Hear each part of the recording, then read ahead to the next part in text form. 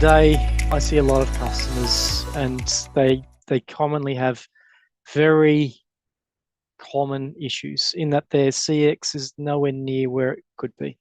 A lot of our customers despise ringing contact centers. They despise contacting contact centers because it is their last port of call. They've tried to do everything else themselves.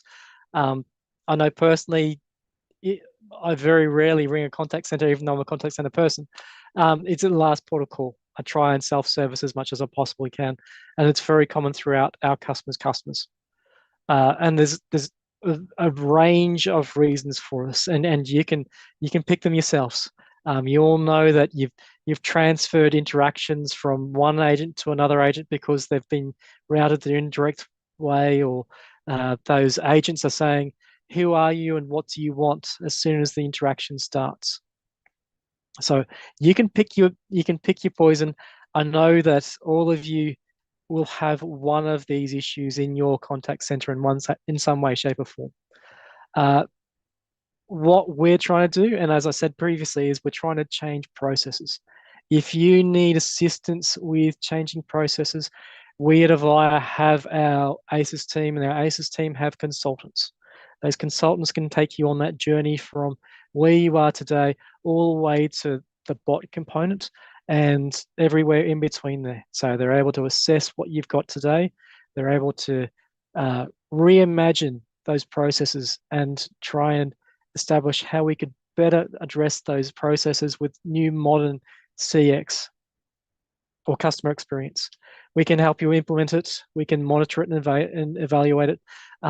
As Juliet said before, if you want to go and monitor it and evaluate it, fantastic. That's even better for us. It means that you as an organization will become stronger with that bot interaction. And then obviously reassessing. Just because you've deployed a bot and you've put it out into the world doesn't mean that you should leave it. We should go and reassess it. I'd recommend that you as organizations do this. If you need help in any way, shape, or form, our Avaya team can help you here. From a bot component, we at Avaya have integrated all the way from the start of interactions all the way to the end of interactions. So we do the virtual agents. The virtual agents are the bots. So we do the voice bots and the text bots, or the chat bots. We do Agent Assist. That Agent Assist is coming out in January for text and March for voice. And then the Insights component is that tool that which we use to analyze all of those interactions through bots to make sure that those bots are performing correctly.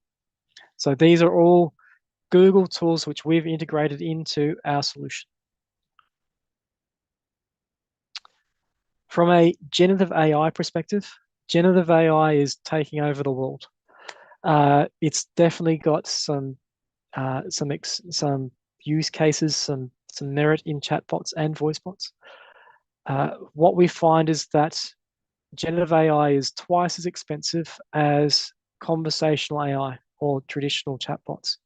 So what we do is we essentially allow customers to mix and match those interactions into a single flow. So if your use case requires to start off with conversational AI chatbot and then a generative AI component and then a conversational component, we'll only charge you for the conversational component which you've used and the generative AI component which you've used as well. But we can seamlessly add in the generative AI component into any of the Google Dialogflow bots. The reason why we've chosen Google, there's a couple of reasons. The language support, for one, it allows us to cover a large percentage of our customers. It supports Indonesian for voice and text bots, as well as the generative AI component. The generative AI component is currently in preview, but we can get you access to it if you want to have a play with it. Preview means it's sort of it's post testing, but not quite ready for GA. I should clarify that. Google are definitely leaders in the AI space. They've got lots of different models. Their generative AI story has been going on for many, many years. Their conversational AI is just as well-rounded as well. They've got lots of data. They are able to get data from all your Google searches, all your mobile phone. You can't see it. Sorry. Yeah, all your mobile phone uh, interactions as well. They're heavily invested in contact center. So from a contact center space, they've added things like voice biometrics. So voice biometrics natively gets imported into the flows within the bots as well. So there's a lot of really good reasons why we've partnered with Google. As I said previously, we do have third-party bot integrations. They will be on the they are on the roadmap. I don't have a date as to when they're going to be delivered yet. Okay. Let me find my next screen.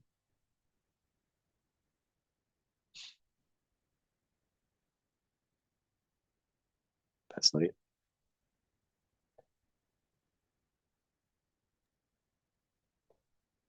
Yep. Okay. We are seeing some of the, yeah. Okay. Perfect. So this is a sample website. It's one of the ones which we commonly use for demos. And in here, I can start an interaction. This is a asynchronous message, very similar to WhatsApp messaging. It stores the interactions from your previous interactions and then allows you to continue on those conversations.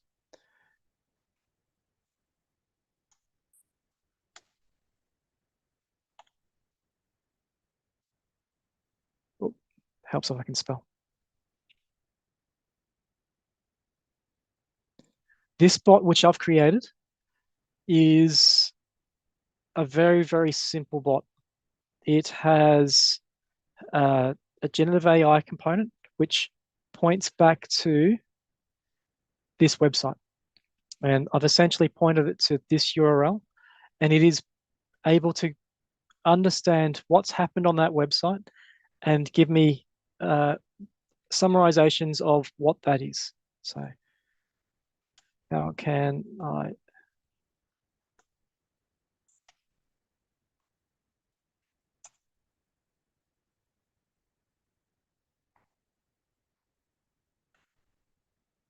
Okay.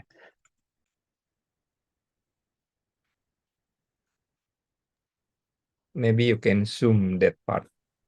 No. Sorry. Yeah, that's great. Yeah. Now the text is playing up. But anyway, it's simply that the bot is interacting with me in... doesn't like zooming. It's interacting with me using generative AI. I'm also able to put in intents. The transfer intent is there as well. So let me pull out that bot quickly. This is my bot. So my bot has one real intent in it, and it's the transfer to agent. And all of the other components are done with data store. This data store is a generative AI component. We can point it to a website. We can do unstructured documents, things like PDFs, presentations, Word documents, even just a CSV file. So we can upload these sorts of things to Google and use them as our bot components from a generative AI perspective. FAQs are very similar. We're able to upload those components as well. So from a data stores component, let me click on that. Oh, I've got to log in.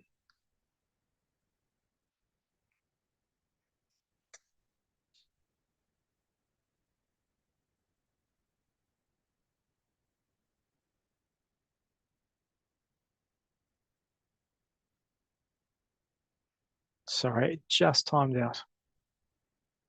So these are the data stores which we can use through generative AI.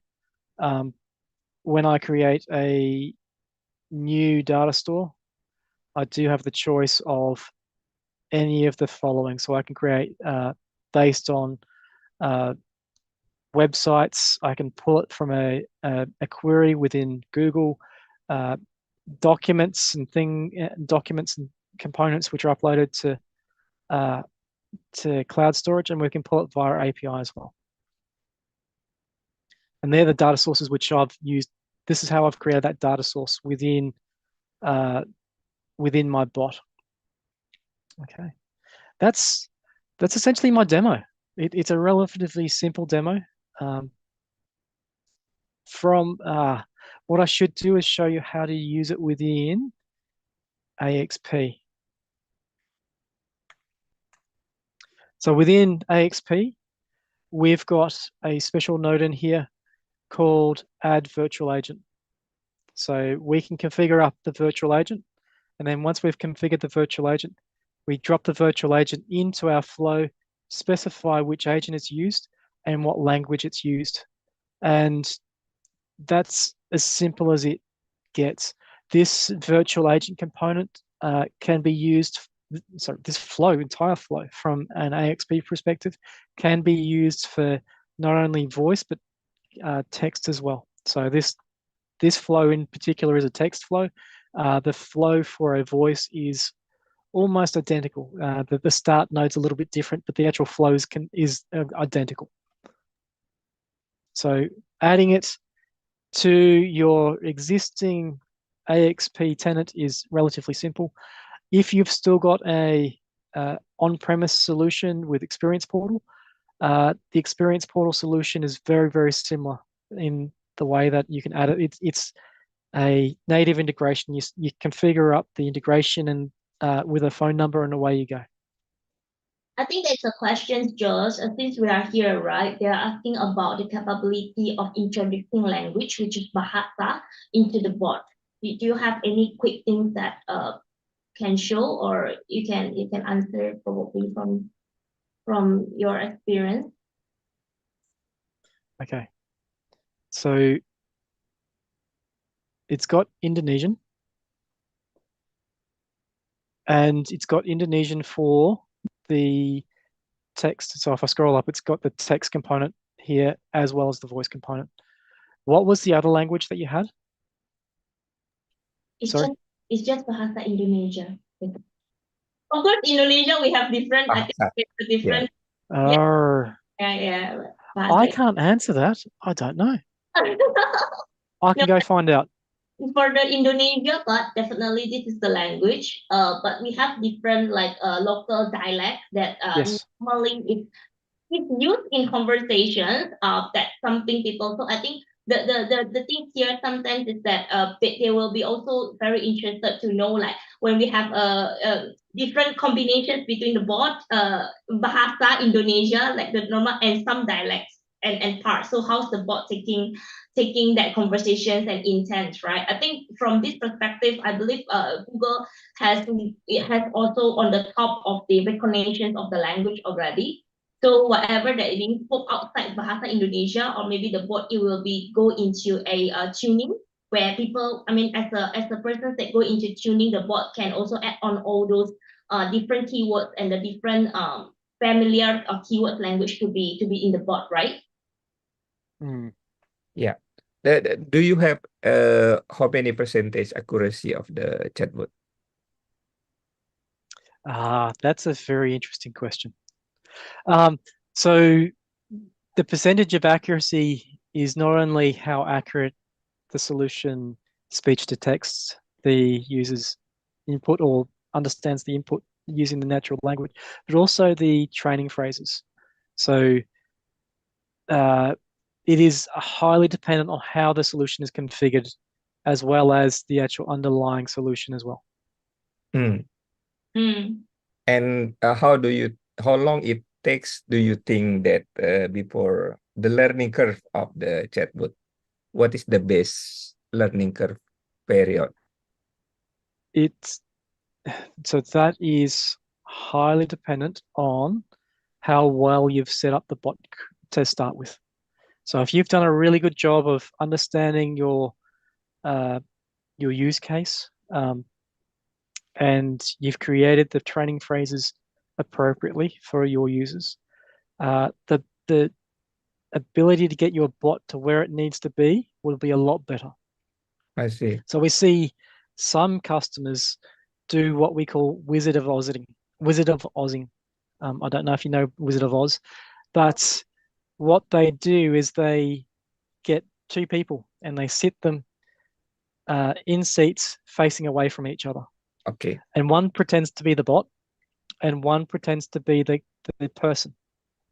And they just interact like they would as if they were asking for a use case, or one pretends a customer and one pretends they're a bot, and they just interact. And through that interaction, they can understand a lot more around what the actual questions are going to be used for that use case.